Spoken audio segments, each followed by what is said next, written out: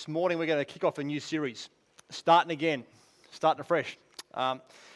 This series is called Fever Pitch, and here's the central idea behind this whole thing. The world we live in runs at fever pitch. Is that the same world that you guys exist in, or is it just me?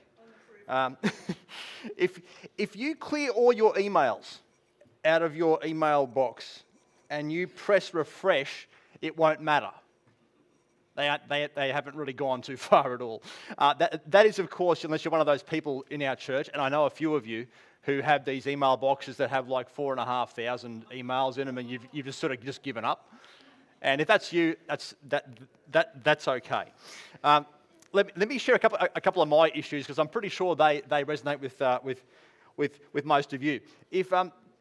I have an ever-growing list of things to do. It doesn't seem to get any shorter. It doesn't seem to get significantly longer. It just seems to change all the time. Each time I put my phone down from a phone call or a message, whatever else, and you put it down, I don't know about your phone, but mine does something like, pick me back up. It sends a notification, a little bing going, so you've missed something. You haven't done enough steps today. You haven't done this. Don't forget about that. Don't do life without me, right? Anyone else's phone do that? I'm one of those people who as a cop and as a pastor, I loved preventative stuff, planning ahead rather than reacting to stuff. That's just maybe that's my cross. It drives me nuts when you spend all your time reacting rather than forward thinking. Anyway, maybe that's just me. Every week at work seems to be like a change from something that happened last week. We're adopting a new policy on that. We've got to change this, and it just never stops, right? And the news cycle doesn't help. The this weekend's football game comes around after when I'm still dealing, I guess, with the bruises from last weekend. And regardless of what you do, you just don't seem to actually get anywhere. You don't seem to actually... I just sense that the world post-COVID has gone a little bit nuts, and it just expects more and more, and it's really hard for me to keep up. So I've decided it's time, after about 4 years, to start speaking into some of the very real challenges of our world. I don't consider myself prophetic in any sense, but it's important that you know my heart on this. It really is. My desire is not to minimize the struggles. My desire is not to talk down to you because you struggle with stuff, because I probably struggle with the same stuff, just differently, okay? There are dangers and there are darknesses in every period of life. And it's also important, I'm not going to stand here either and just blame and whinge. Everyone okay with that? I would like to think that there is a great deal of wisdom and thought for us to sit there and say, in a world that runs at fever pitch, what is God's invitation for us? And what might Jesus' invitations from his life look like in a world like ours? This whole series started for me, thanks Rachel's not here, but this whole series started for me about 6 months ago, one day in kids' church. There was 2 verses up on the wall, and these are those 2 verses. Now, it's easy to read this and just not think about it, because we're so familiar with it, right? Seek first the kingdom of God above all else. Can I just ask a question? What would it look like if your life was dictated by that verse? Seek first the kingdom of God above all else.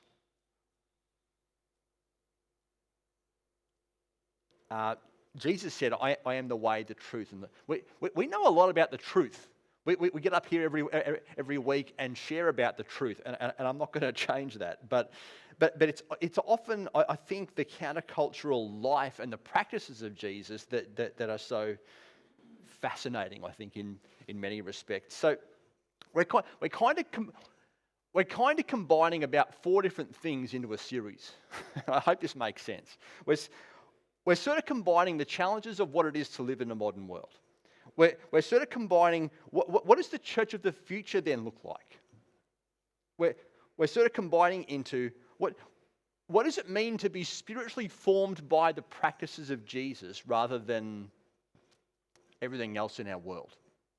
And here's why this matters. We are all being formed by something. It's just a question of what. Dietrich Bonhoeffer was a man that I have a great deal of time for. He'd be one of those guys that I'd invite to dinner if you ever had the chance. But it's a shame he's dead. But anyway, Bonhoeffer was a German pastor and theologian at the time of Hitler, and he was many years before his time. He was in a period where many of the Christian churches rushed to Hitler's side initially, because this whole German pride thing that they had going on there.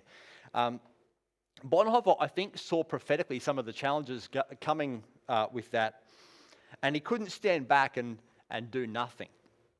He couldn't stand back and watch injustice, and he actually got involved to the point that he became part of the conspiracy to take Hitler out.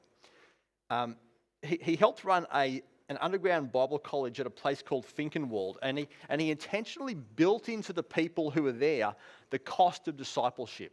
Like it costs to follow Jesus, right? One of his friends came to visit, and they said to him, "You're nuts," essentially. They said, you are overdoing this. You are too extreme. You are doing too much crazy stuff. And Bonhoeffer took him in a little rowing boat the next morning up river. They paddle up the river in the shadows across the river from the Nazi training camp. And the soldiers are up early at the crack of dawn, bombs going off, shooting people, places, all that sort of stuff. And Bonhoeffer said to his friend, they're being trained in the way of sadistic and cruel punishment, essentially. And Bonhoeffer said, the only hope we have is to raise a generation of Christians whose formation in the ways of Christ is stronger than the Third Reich. We aren't playing for safety. We're playing for sheep stations. It's real. And I just sense that after a couple of years, it is time to speak into some of the very real challenges that our world faces. And what does it look like to be formed by the things of Jesus above everything else? Like every series, this is going to stretch us. And that's okay, because it stretches me too. And so Ruth is going to come and read our Bible reading. And we're going to very briefly this morning get into our first topic, which is a Jesus movement in a world driven by the self.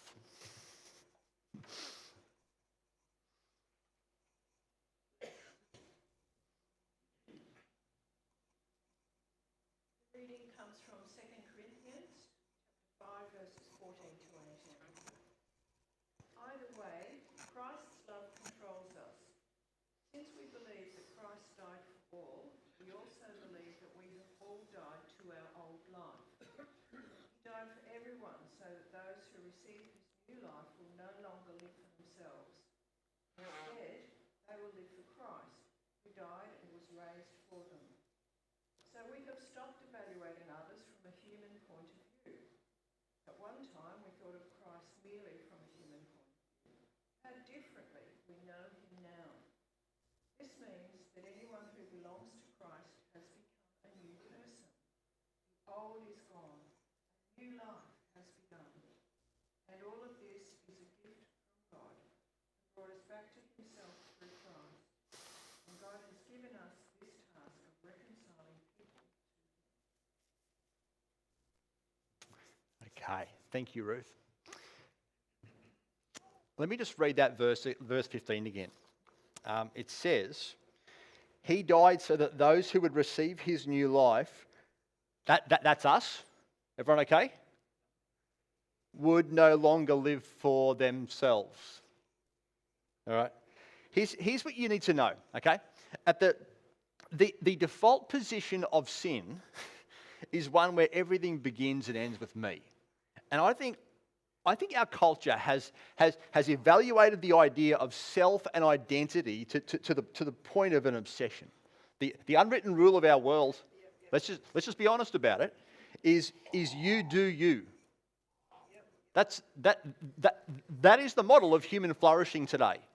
You do whatever makes you happy, and it'll be good, because that's all that matters. Okay. The most popular TV show that you'll find today is not a, dare I say it, entertainment. It's not anything. It's watching ourselves. Something is wrong with our television when we have to watch ourselves. Can I just say that? Am I wrong? I could just anyway. To the extent that what we saw at a recent awards ceremony over in Hollywood just underlined this for me perfectly. Rather than a whole bunch of famous people get up and humbly receive an award and be cheered on and you know clapped and supported by their friends, a couple of phone companies saw this as an opportunity.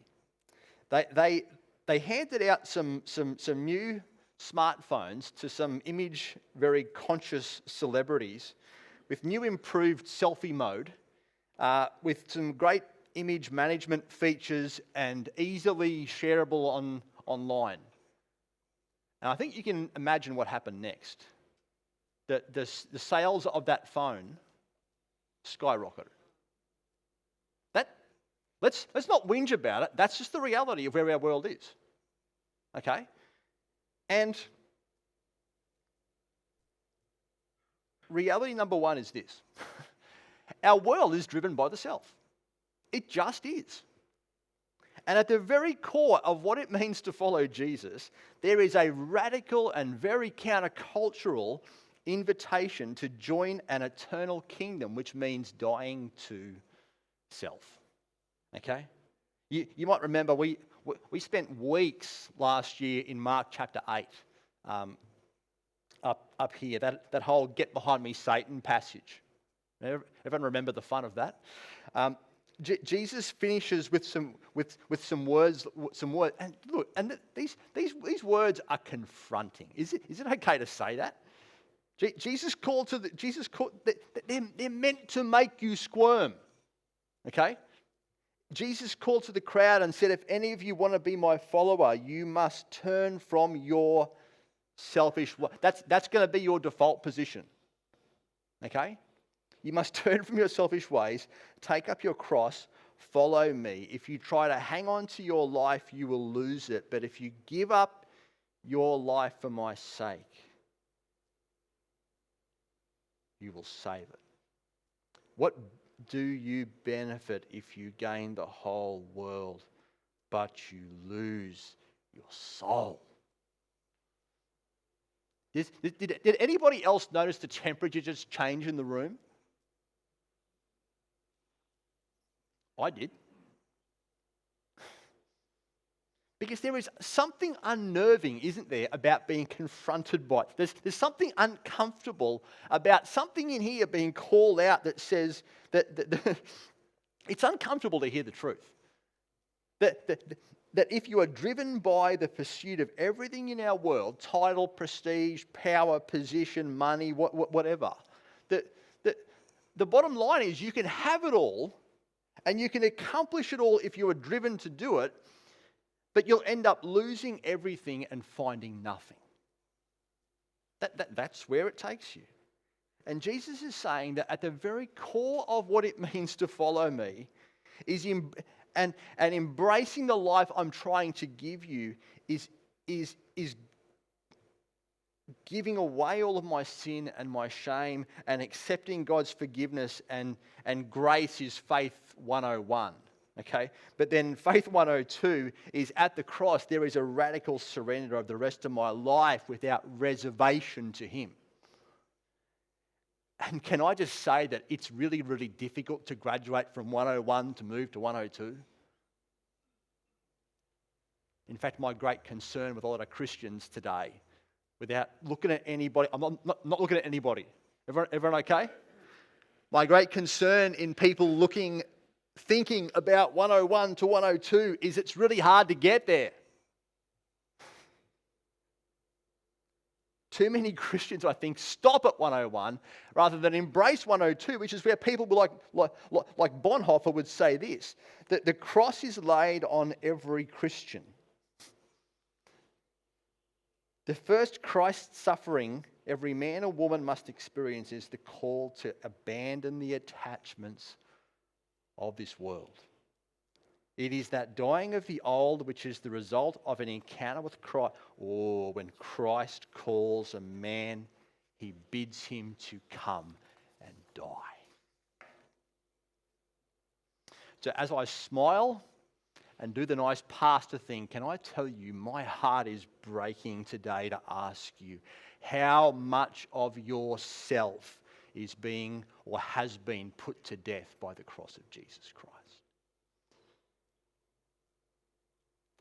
Reality number 2. The invitation to die needs a daily renewal, let's say. Let's just call it a renewal, okay? Put really simply, it's easy sometimes to follow Jesus on a Sunday. It's easy to go, hey, you know what? I can be forgiven and surrender and all of those things, but once I leave this door and I now have to go and make a decision about what's happening for lunch, things get real. Okay? The self has to continue dying. It doesn't just die once, it continues to die over and over and over again. It is not what you do on a Sunday morning that matters. It's what happens on a Sunday afternoon with your family that matters. It's not what happens on a Sunday morning when it's easy. It's what happens on a Monday morning and a Tuesday morning and a Wednesday and all of those days. Okay? Jesus' invitation to die is a daily reality. And it can be... Let's just say that surrender is one of those things that's easy to do for a period, and then it stops. It becomes too demanding. It becomes too hard. It becomes too tiring. And that another great danger, without looking at anybody, I'll look here this time. The danger is we settle for a religious, on the surface veneer of a faith, but inside we're just driven by the self. All right? The death to self is a daily decision. And the death, like the couple of guys who are getting baptised next weekend.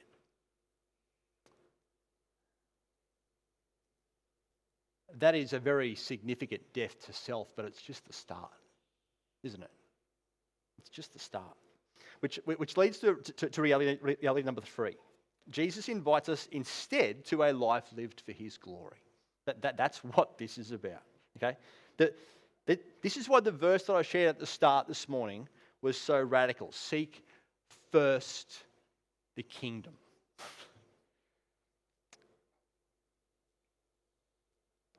That's why the reading this morning, verse 16. For those who receive his new life will no longer live for themselves, but will live for him. Will live for Christ. Okay? The invitation is not to a new and improved life. The invitation is not to a new and easier life. It is not to a new, more encouraging and socially acceptable life. It is a new life with him at the front, with him at the center of it all. Okay? one of the statements that's going to find its way onto that wall very, very soon is we as a church, we as individuals are driven by the glory of the Lord Jesus. We exist for his glory because the goal can't be to undertake some really honourable things that look really good to a lot of other people. The goal cannot be to do a whole bunch of really socially acceptable things that get us some positive media attention. I think the church is bigger than that. Okay? The goal must be driven by one focus, that his name is glorified and his name is made much of in our midst. Okay? And in a world driven by the self, where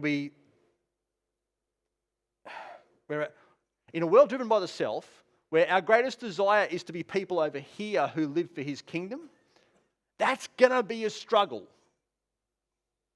isn't it? Because those two things are fundamentally opposed to each other. Okay? You can expect a battle.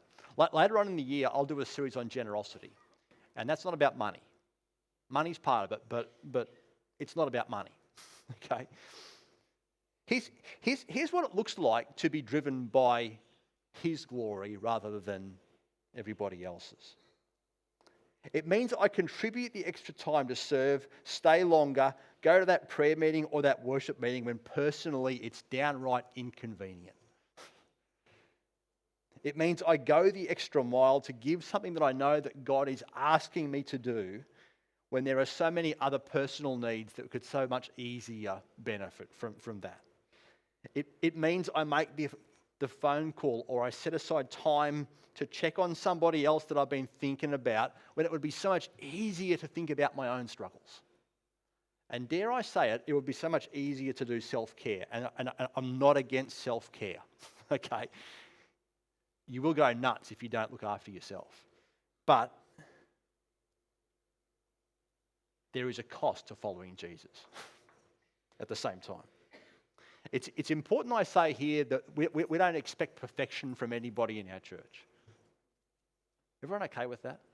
We don't expect perfection from anybody. But in light of his glory and in light of his kingdom, we are invited to be people who go the extra mile and adopt the radical priorities that might seem to be weird by other people. And that's okay. I really love what C.S. Lewis had to say years ago.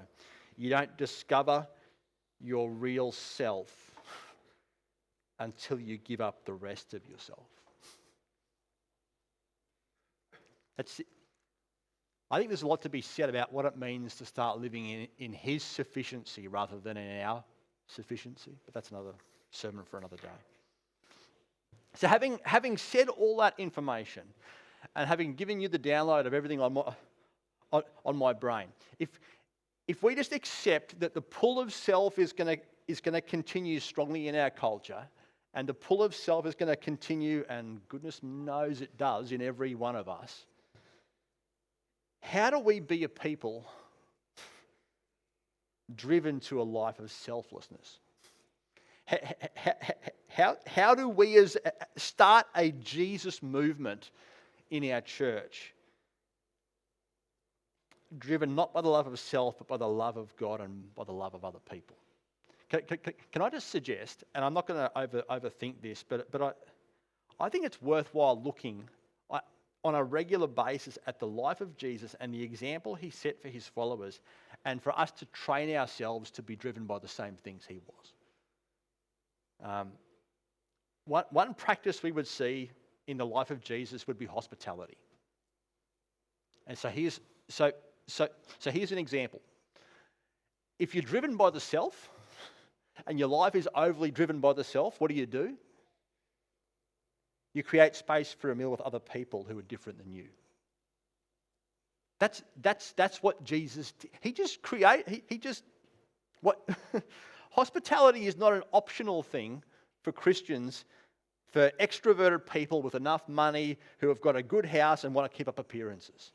It is a radical giving away of myself, putting myself out there with other people.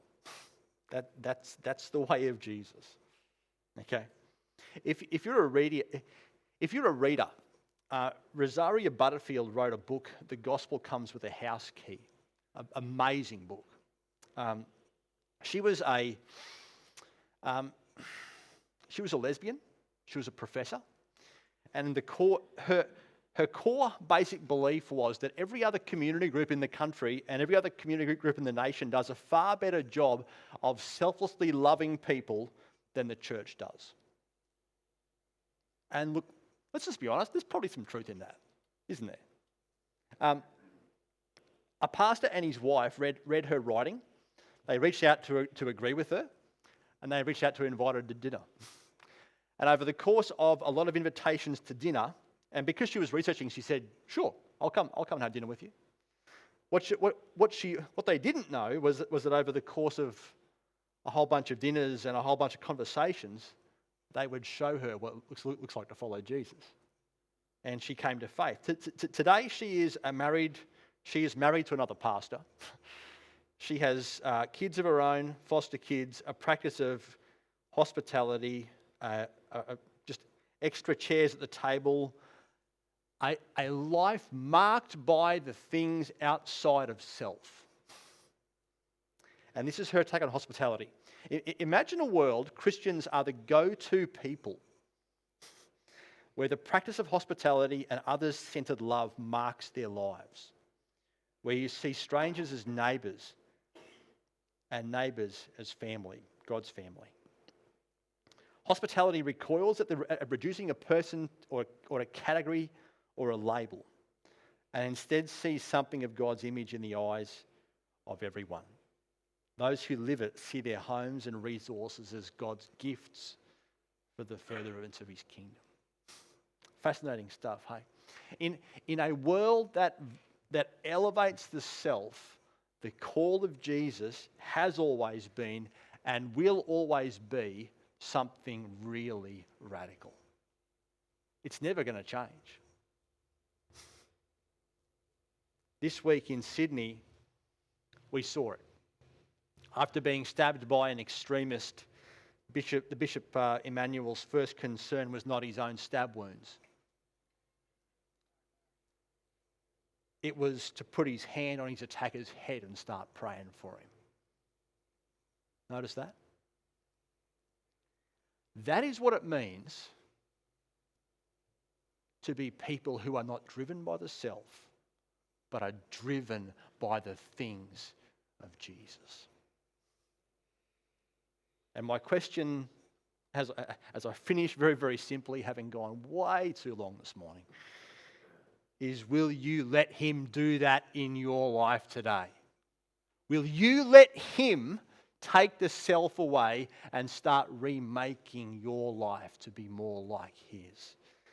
And assuming that Jesus wants to start that sort of movement in his church and make the church a kingdom movement marked by selflessness, where does he invite you to get started?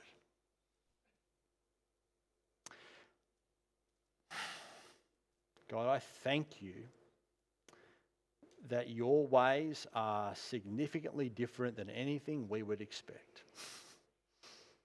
I thank you, Lord God, that in the way of Jesus and in the path of Jesus and in the example of Jesus, we see something radically different to the rest of our world. And as his followers and as his people, we ask, God, that you might do a work in us so that we would be able, available, always available, driven by the needs around us, driven by the people around us. And Lord, would you kill that desire for self?